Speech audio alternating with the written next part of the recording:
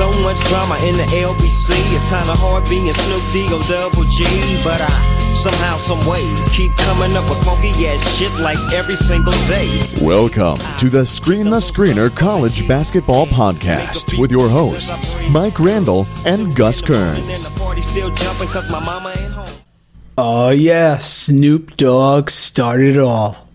At Late Night at the Fog, we had the commercial with Bill Self and the accusations about recruiting and Snoop Dogg and the money gun and the strippers on the poles.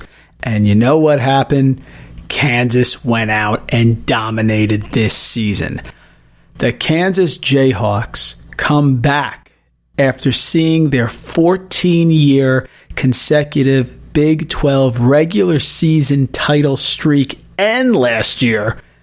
They come back when Baylor jumped out to a huge lead early in the year, and Baylor won at Kansas on January 11th. You know what they did, the Jayhawks? You know what Bill Self did in a year that started with some controversy with the Late Night at the Fog celebration? They rattled off 16 straight wins. They win the Big 12 title outright. They end up 28-3, 17-1 in the Big 12. And coming into the end of the season, before it was cut short, Kansas was by far and away the best team in college basketball, period. Udoka Azubuike ended up being Big 12 Player of the Year. Marcus Garrett was Big 12 Defensive Player of the Year. And Devon Dotson may have been the best point guard in the entire nation. That's pretty good. That's pretty good for a team that last year, the Big 12 finally got the monkey off their back. They finally stopped Self. And what does he do for an encore? He goes back at it again and wins. And so in the Screen the Screener team recap series, we head down to Fog Allen Fieldhouse. And we'll talk to Jesse Newell of the Kansas City Star. Jesse is an expert on the Jayhawks. He's joined the podcast multiple times, giving us preview of the season, and now he's coming on to review the season, to talk about the NBA prospects for the players that are leaving and the recruits coming in next year. And here's a spoiler alert, they're going to be good again. Only problem we see, and we talked to Jesse about this, is maybe the point guard play. Because they don't have a traditional point guard next year. Not a Dotson, not a Frank Mason, not even a Devontae Graham. But they could have Marcus Garrett, who showed in the one game that Dotson didn't play that he could handle it pretty well because he was pretty good against Oklahoma. When they bounced back from the Baylor loss without Dotson, they won on the road against the Sooners.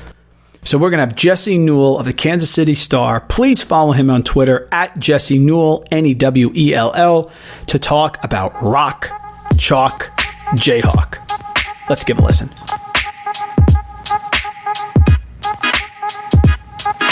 The Screen the Screener team recap series rolls on here, and we bring in friend of the podcast, Jesse Newell. He's from the Kansas City Star. He covers KU basketball. We've had him on before a couple times for the team preview series. He comes back to talk about the Kansas Jayhawks season and preview next year. Must follow on Twitter at Jesse Newell, Newell.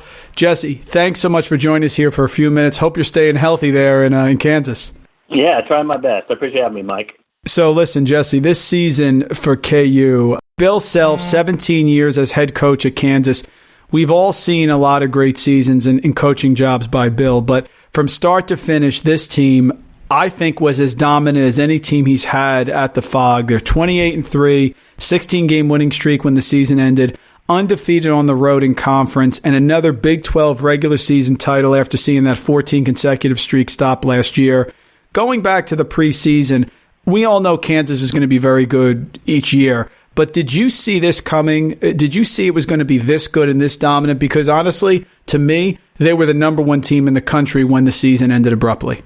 Yeah, I would agree with you there. And I had them ranked number one in my AP poll for many weeks, like 7 or 8 in a row, I think, towards the end of the season. And basically every metric out there would tell you the same thing. I think net is the only one where Gonzaga surpassed them in the WCC tournament. Gonzaga was number one, Kansas number 2, but everything else, KenPom, Torvik, BPI, strength of record, team rankings, Sagarin. I mean, almost any number you want to go out there, showed that over the course of 4 months, Kansas was the most dominant team in college basketball. Did I necessarily see it coming? No, I really didn't. They were a top 5 team, and so I think a lot of people went into the season thinking, hey, this is good. They have some talented guys coming back. Obviously, Devon, Dotson, Udoka, Azubuike is a really good 1-2 punch to start things off with. But the way that the things fell in place, the way Bill Self sort of adapted to his team and how they kind of came together over the course of the end of the season, where they ended with that long winning streak and included a win at Baylor that was really impressive on national television on game day.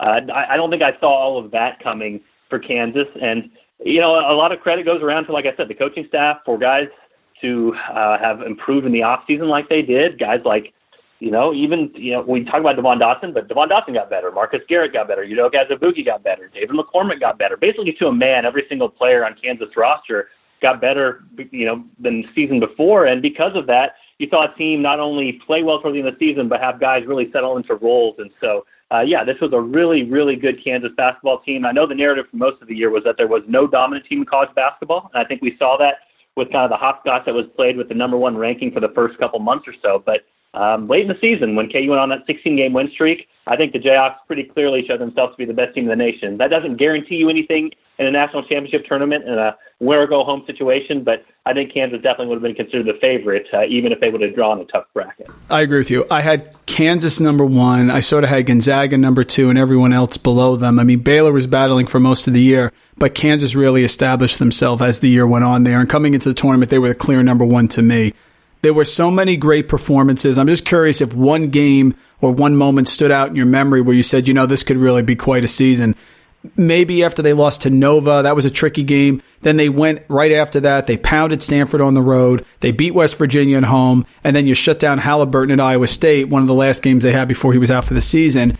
Was it just the Baylor loss at home right after that where things got going? Because that was the last game they lost. Or was there like a moment early in the year where you said, you know what, I think this team's going to get it together? It's weird. You always kind of you try to think back to turning points of the season. And I think a couple of the main turning points for Kansas were some of their lowest moments. And I think that's the sign of a good coaching staff and a good team. Sometimes when things went sour for Kansas, they flipped that into something very positive. And a couple of examples just kind of come up immediately. We talk about the Baylor loss at home. KU lost 67-55 to Baylor on January 11th. It was their last loss of the season. But in that game, Bill Self really didn't have any answers for Baylor's defense when, KU was pretty poor offensively.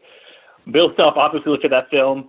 They figured out a way to try to counteract Baylor's no-middle defense. And then in the second game, they set a bunch of middle ball screens, got the ball to the middle, were more effective. So, again, you take lemons, you make lemonade. The very next game I thought was really important for Kansas because Devon Dotson sat out with his hip pointer injury. And a lot of people thinking before that game, okay, what's going to happen? I know the Vegas line dropped 3 or 4 points. People thinking, okay, this could be Kansas vulnerable again against a pretty good Oklahoma team. And KU played great in that game with Marcus Garrett at the point guard. And I think it also opened up the coaching staff's eyes to, hey, Devon Dotson doesn't always have to be the point guard here. Marcus Garrett can share some of those loads. And also, when he has the ball in his hands, it's much tougher to sag off him defensively, which is what a lot of teams were doing, including Baylor at Allen Fieldhouse. So I think that was sort of an epiphany, too, where Kansas got some more creative play calls late in the season because they started utilizing Marcus Garrett in a different way because they knew that he could handle some ball handling skills. And again, that came about because of a negative thing that happened to this Kansas team. And then I know we'll probably continue to talk about this because it was a major theme of their season, but the fight that happened against Kansas State I thought was a turning point because Silvio De Sousa and David McCormick, 2 of KU's big men that KU was kind of trying to force feed into the rotation, they had to be suspended. Silvio for a very long period of time, and then David McCormick for only a couple games, but it forced Kansas to play 4-guard lineups. And those 4-guard lineups looked really, really good. So when David McCormick came back, Bill Self said, you know what? I'm not going to force a 2-big look anymore. This team is a 4-guard team, and they could proceed forward again, trying to tweak that part of their game plan rather than trying to kind of feed 2 masters or serve 2 masters when it came to a 2-big look and then also a 4-guard look. And from that point, like we talked about, Kansas really took off. They didn't lose a game the rest of the season. They really started to kind of tinker with things to make that more effective rather than kind of trying to do 2 different things at once. So a lot of different moments in this Kansas season where it seemed like it was a very down point. And I think those moments helped Kansas become a very good team by the end of the year just because they learned from those moments. They took lessons from those moments, and they also moved in a positive way from those moments. And those are kind of the things that stand out to me when it comes to this Kansas season to say, hey, these are where the Jayhawks really grew. That's a great point, because that Dotson game where he was out was at Oklahoma, I believe. And yes, that line did move. Garrett was the point guard. They played exceptionally well there. I remember saying, listen, Kansas is great, but this is going to be on the road, the Big 12. It's going to be a tough spot for them, but they won that game 66-52. And you're right about the small guard lineup. I think, Jesse, that's a national sort of trend. I mean, look at Texas, right? They had all their trouble all year long. They were forced to go to a smaller lineup, and all of a sudden they get hot at the end of the year. So I think sometimes an injury like that can happen. It can force you to make a change, and then you become even tougher, because Kansas's defense is always top notch. And I think that's what really stood out for me, the defense and that guard lineup, because after that Kansas game, when Dotson came back, they really took off. Yeah, and another example, if you want it, last year, I know he was a great player last year, was Tristan Clark for Baylor. Yes. Same thing, people thought, hey, he was on the line to be a first-team all-conference type of player.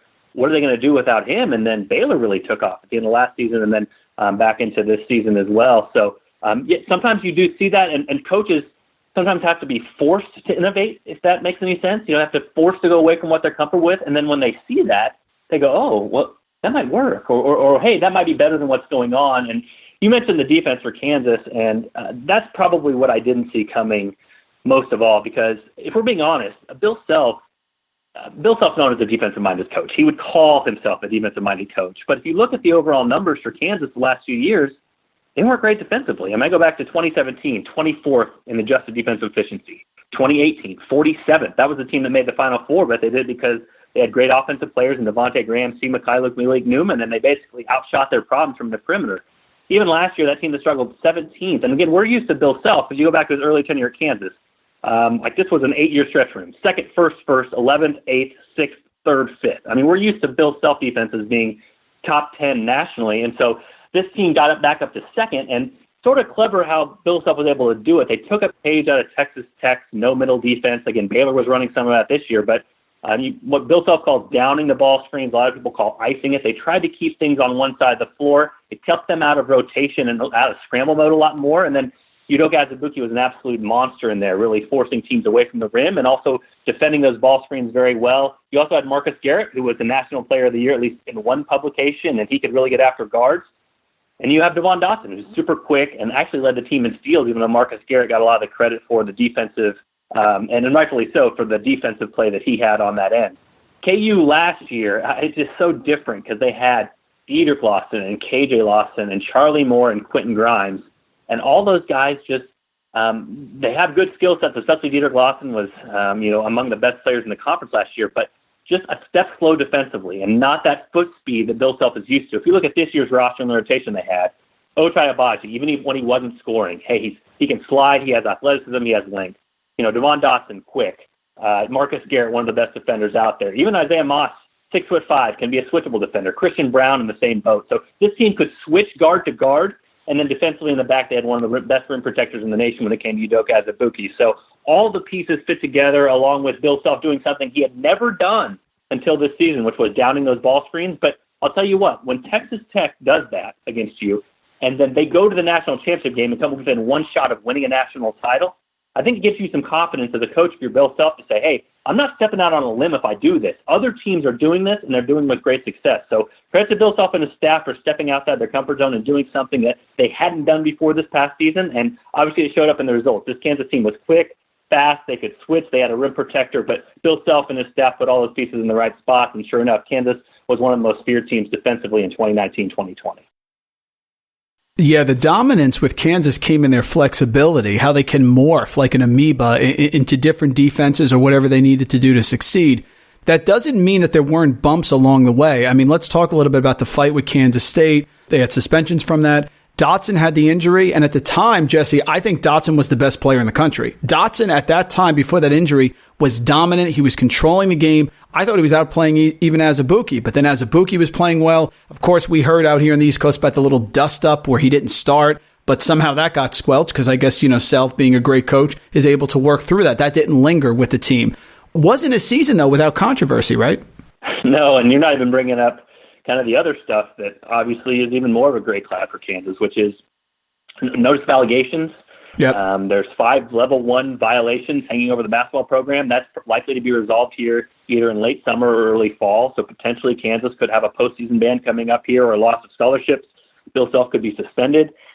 Late Night in the Fog brought its own stuff, Yeah, yes, I did. That's right, yes. With the, in the video that a lot of people took as a middle finger to the NCAA, even though Bill Self sort of denied that and said basically he was just kind of doing a promo video, and it was sort of more. Jesse, I got to ask you because we've talked in the past where there's been people there too about Late Night Fog. I guess he really Self did not know it was going to go that direction. I mean, I think it's possible. I don't think Bill Self goes over every detail of Late Night at the Fog. It just sounded to me, and correct me if I'm wrong, it was something that sort of went a little further than they thought it was going to. Yeah. So here's my take on it from what I've gathered. Here's what I think happened. Like you said, there's only so much time in the day, and you do what the marketing department tells you to do because you're starting to get ready for late night or whatever. I think this thing was shot a couple weeks earlier. Bill Self, Adidas shirt. Hey, they're sponsored by Adidas. No problem. They're showing like an old school sort of rap video with the big oversized shirt and logo, all those sorts of things. So I think that happened. I think in between that, the notice of allegations came out, and obviously all of the accusations with Adidas. And obviously it was not the right time then to flaunt your association with Adidas. And Bill Self just didn't remember that. You know what I mean? Like he just thought, okay, that's naturally right, going to go away. There's going to be meetings to say that this video needs to go away. And then a few days later, it pops up on Twitter. And all of a sudden, you're like, oh, wait a minute, that seems pretty tone deaf. And so I think there's a spot in there where this could have happened, and it kind of just, the oversight was not there to get this thing removed, even though we all can agree that with as many people that work up there, this somehow somebody should have, before they clicked send on the tweet, should have said, hey, this doesn't look good. Let's think about this before putting this out into the world of social media. Now, the Snoop Dogg thing is sort of similar. He comes out and does this concert out Fieldhouse. There's, acrobatic dancers on yes. poles around. Snoop Dogg comes out and takes his money gun and shoots it over the coaching staff and the players and the recruits, which, again, with Kansas in particular, with all the things that have been accused against them from the NCAA, kind of a tone-deaf thing to happen. I think it's the same sort of thing. Do I think that Bill Self knew that there were money guns and acrobatic dancers coming? No. I think that was part of an administration oversight where they thought they were getting one performance of Snoop Dogg, and Snoop Dogg gave them the Snoop Dogg performance. So for Kansas, a lot of these things fell on Bill Self, and I think it was portrayed a certain way as Bill Self is saying, hey, here's some middle fingers to the NCAA. I think he's tried to do some damage control since then, but I think the bottom line with it is, for lack of a better term, I think Bill Self a couple times was let down by his administration and the people that work for Kansas that really didn't have his back in this scenario. Now, he'll be fine. He'll move on, and he has moved on from a lot of this stuff, but I don't get the sense that Bill Self was sort of basking in the glory of that moment where he was taking on the NCAA mano a mano. Remember, there's lots of lawyers involved. There's still things that have to go through this process, and it's probably not the smart thing or the smart play here to really be adversarial when it comes to these sorts of things, especially when the NCAA can potentially hold a lot of KU's future in its hands. So I think that's probably the best take on the situation. That, listen, does Bill Self still wear some of this? Yeah, maybe he could have known or gotten to that video or thought about it and said, hey, let's not have that happen. Or, hey, let's just not have Snoop Dogg. Let's have, he's always mentioned Darius Rucker from Hootie and the Blowfish. Yes, let's have a little more G-rated act to have this come about. But because it didn't happen, he's definitely worn a lot of it. But I do think in his defense that much of this might have been helped out if some other people had his back earlier in the process. Yeah, and and the fight with Kansas State there, I just think it's a situation where it got out of hand. Listen, we've seen it before when the Monmouth kid, right, came in late and did the dunk at the end. I just think it's one of these situations. Obviously, you can't get into where you're picking up chairs. That's out of control. But I thought they handled it well. I thought the situation was squelched quickly, and there really wasn't a repeat performance at Kansas State. So as much as that was an ugly incident, and it got played up on media, of course, I thought it was handled very well. No, I agree with you. Again, we can talk about how Snoop Dogg wasn't handled well, Adidas wasn't handled well. We can talk about all those things, but listen, from talking with Silvio too, I don't say this to defend the Kansas program. I really don't. But Silvio is a nice kid to talk to. I think this was out of character, and I agree with you 100%. This would not have happened had this not happened to Kansas earlier in the season with George Pappas, who did the exact same thing to Kansas. And at some point, even Bill Self teaches toughness and no easy baskets and basically don't let yourself get pumped. And so I don't know what was said behind closed doors, but I could imagine a scenario where Silvio De Sousa saw the K-State player streaking down the court and going, I'm not going to let my team get punked again, I agree with you, 100%. like they were earlier in the season at Allen Fieldhouse. And so, listen, tempers got flared. The chair thing, the stool thing, obviously that's out of hand. The pictures with that are awful. And just the vision of that for college basketball is awful. I still think if you look at some of these videos with this, and I cannot speak to this, and I wish I could because I'm kind of a weenie here, and haven't gotten in many fights in my life. But there is sort of a video from the student section showing what Silvio saw when the K-State team was coming after him, and I think his rational brain shut off. You know what I mean? I think when you're in a fight, your thoughts are self-defense. Your thoughts are protecting yourself. And so, listen, he got severely punched. 12 games is a long time, and actually ended his season because he got back for the Texas Tech game. He didn't get in there because it was a competitive game for Kansas, and then the Big 12 tournament and the rest of the games were killed because of the coronavirus. So Silvio Sosa, it cost him the rest of the season. So it was a severe punishment for him, but I think in the grand scheme of things, the way Kansas handled it and the way that Bill Self immediately after the game took responsibility, I think it was fine. And like you said, no issues with the K-State game, that sort of thing. So if we can look at this from a just straight point of view here, I think that obviously there were some mistakes made from KU. I'm talking about the whole athletic department's point of view with the earlier incidents, but the K-State thing seemed unfortunate. Didn't get broken up early enough. There was a lot of ways where there was officials, people on K-State's bench, even KU players that could have maybe gotten this thing under control a bit earlier. They didn't happen. What happened. KU fessed up to it. Silvio paid the punishment, and everybody sort of moved on from that. So, yes, an ugly incident, but I think that one was handled much better. I would definitely agree with you on that. Totally agree. And now the awards, of course, for this team, Jesse, across the board. Azubuike, Big 12 Player of the Year, 9th Player of the Year in Kansas history. Marcus Garrett, you mentioned, spectacular defensive player of the Year for the Big 12. Devon Dotson, probably the most consistent player and the most valuable, in my opinion. Point guards usually are. That is quite a big three to have, which is why I think Kansas was going to be a very, very difficult out in the tournament. Yeah, and honestly, they sort of split votes from each other. It was difficult. I mean, I can't tell you how many stories around these parts were like, hey, who was KU's most valuable player this year? And you'd have fans answering different ways. And so I think when it came to especially media voting, I think Devon Dotson and Udoka Azubuike split the vote. If you look at first-team All-America for AP, and I'm actually a voter for that, I think it's Devon got about 30 votes, first-place votes or first-team votes.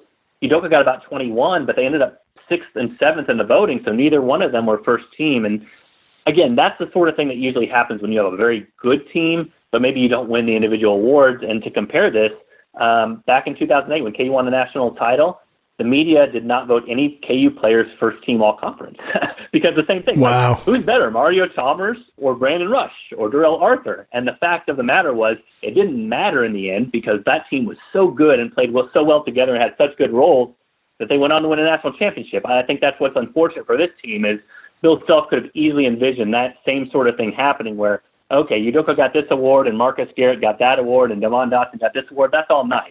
But they ended up going to a Final Four together or winning a national championship together. And really that's what they were playing for all season. That's what all teams do. But again, all that could have been wrapped up in a very nice bow if KU would have went on and had a lot of team success, then people wouldn't have been as worried about the individual awards. As it stands, that's kind of what's all that's left of this college basketball season. So I sort of do feel bad for a guy like Devon Dotson where Udoka Azubuike got a couple first teams and got a couple Big 12 Player of the Year. Devon Dotson got left out even though I think he was vital and was so good for Kansas for all the seasons, so consistent as well. So it's a little bit unfortunate in that regard, but probably more unfortunate just that those guys weren't able to lift a team trophy up or have some more team success the rest of the season to kind of validate all those individual awards that they sort of split amongst themselves. I'm curious as to your opinion on how the players that are going to leave and going to test the NBA, how you think they're going to do. Because really, the only weakness for Azubuike is the free throw shooting, and Dotson, of course, is spectacular. If you had to find a weakness for Kansas, it's got to be at the free throw line this year. 67.1% as a team, 295th in the country. But with Dotson having the ball at the end of games, he's automatic. So I'm curious, guys you're hearing that are going to leave or have already declared that they're going to leave, how you think they'll do in the pros and what you're projecting there?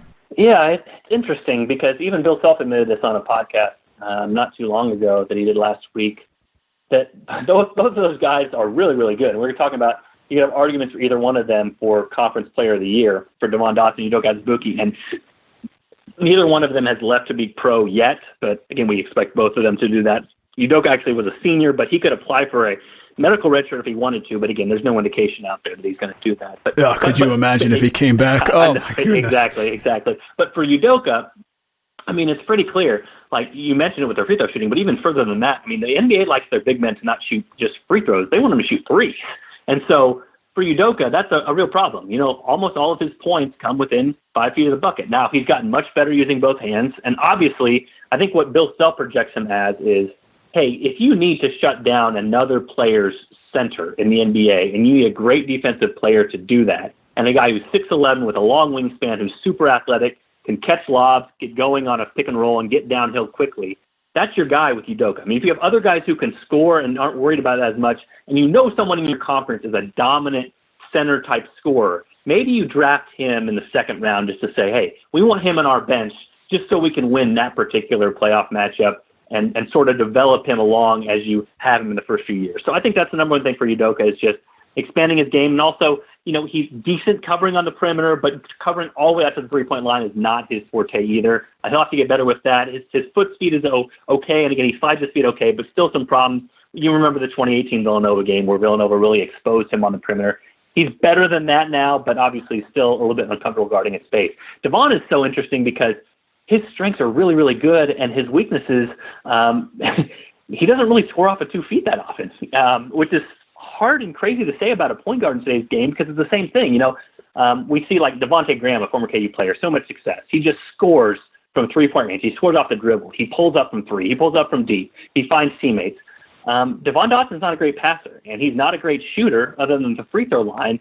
But what he can do, he can just blow by you in the half court, get layups, and he's fearless in there. He can go right past guys and isn't afraid of contact in there. He's great in transition too. So he has some very defined strengths and weaknesses as well. I would think both those guys are probably second round. Maybe Devon can slip into the late first round, depending on the draft when it is and who all comes out, that sort of thing. I think Udoka has moved himself from undrafted to late in the second round, but I think both of those guys are at least going to get a shot. And especially for Udoka, I think that's a promising sign because for the first 3 years of his career, most people were saying, hey, this guy just does not fit the NBA. I think what he showed this past year is there's at least a niche, at least a role for him with what he showed defensively and losing all the weight that he did. So I think he should be proud of that, and he should be able to make some money just based off of what he was able to show in college basketball in this past season. Dotson's a player, Jesse, and it goes back to sort of Josh Hart, players like this who had success in college, and people sort of speculate, well, what position are they going to play? How are they going to do in the pros? Dotson is just starting his ascent here. The kid is a player. He's going to find time in the pros, and like you said, Azubuike, it's a guy who can definitely find his way on the roster. Agree for sure. Looking back to next year, a lot of players coming back. Like you said, a small guard lineup, but you have Marcus Garrett, Abaji, McCormick, Braun, of course, who really came on this year, did a nice job. Talk about those players coming back. And then some of the new faces, of course, Bryce Thompson, a very highly rated recruit, but it looks like they're going to be loaded again. Maybe not a ton of big guys inside, but they're going to be loaded. Yeah, I think one of the big strengths of this past year's team was that you brought back Devon Dotson, you brought back Udoka Azubuike, you brought back Ochai Agbaji, you brought back Marcus Garrett. It was a lot easier and quicker to have those guys settle into roles. And you knew Devon Dotson and Udoka Azubuike were going to be the scorers. This next year's team, Bill Self has already loaded with depth. I mean, they have a lot of players. It's just you don't know who's going to be the scorer. You don't know who's going to be the leader. You don't know who the go-to guy is going to be. You don't know necessarily whether they're going to play more two bigs than they did this past year or not. So, you start with Ochai Agbaji, Marcus Garrett. I mean, those are the two guys from the starting lineup. Ochai still seems to have pro potential. I guess he technically could declare for pro too. I still see him on some mock draft boards, but it seems like he's a guy that'll come back for one more year and really hope to have a big season there so that he can raise his NBA stock just a little bit before heading on. But, Marcus Garrett will play point guard most likely for Kansas and still be that defensive stopper. David McCormick should step right into Udoka Azubuike's role. He's a different type of player, more of a face-up player and less of a rim protector, but potentially he could get his body in better shape and maybe be a better threat than he was defensively this past year. And then on the wing, they just have so many players. It's unbelievable. You talk about, so Tyon Grant-Foster, he's the number 2 JUCO player in the nation. He's going to be there. Jalen Wilson was a top 50 recruit. KU got late in the process. He hurt his ankle earlier in the season, so he took a red shirt. Christian Brown, he started some for Kansas this year. Great shooter, a local kid who really came on more than they thought he was going to. Tristan Enaruna, I talked to a guy earlier this year at a game, and he's a guy that the NBA people are looking at. 6'8", long wingspan, 7-foot wingspan, great defensively. Still raw offensively, but maybe just need another year to get going. And if that's the case, then he could come in and see a lot more minutes this next year. And then some of the guys coming in, DeJuan Harris, he was able to practice with Kansas this year, even though he was ineligible. Bill Self loves him. He's a pass-first point guard, makes other players better. It's sort of the passer that KU didn't have on this year's roster, so you could probably pencil him in for some time. Bryce Thompson, a top 20 recruit coming in, and he should be a scorer as well. We'll see how much he can step in right away as a true freshman. And I already mentioned Tyon Grant Foster, who should come in as a JUCO transfer and be one of KU's main guys too. So I think there's a lot of potential here, but kind of like we talked about this Kansas team, you know, they really found their niche once they found a style to go to. I think it's going to take a while for this Kansas team to sort of figure out exactly the direction they want to go. And I didn't even mention Mitch Lightfoot in there, who took a redshirt. He'll be a redshirt senior this year and ready to grab some minutes there at the 4 or 5 spots too. So Bill Self has a lot of options. He's going to have to kind of sort through those and figure out who are his best players. But as we know with Kansas, that's a good problem to have. If you're going to have a problem, too much talent is usually a good problem. But probably ranked, you know, somewhere around 10th preseason. That'd be my guess for them this year. And as the season goes along, they could be great, or they could maybe fall back a little bit based on how these guys fit into new roles that they'll have to take on in 2020, 2021. Yeah, only issue is the point guard, but I have a feeling Bill will figure it out as he always does. Big 12 is going to be real strong next year. You're looking at top 20 teams: Baylor, Kansas, Texas Tech. West Virginia brings back the 2 Twin Towers, so certainly Big 12 is going to be right up there again. Yep, and Kansas certainly is loaded. He has options, Jesse, that's for sure. Folks, Jesse Newell, fantastic follow on Twitter, just gives us so much insight here on the Kansas program. Works for the Kansas City Star, KU basketball, does football also. Please follow him on Twitter at Jesse Newell. Jesse, we love having you on. You're an expert, one of the best in the business. Thank you so much for coming on. Really appreciate it. And good luck staying safe. And we'll definitely talk next year as Kansas is again going to have another strong team and hopefully a deep run for Rock Chalk Jayhawk. All right. Appreciate the time. Thanks.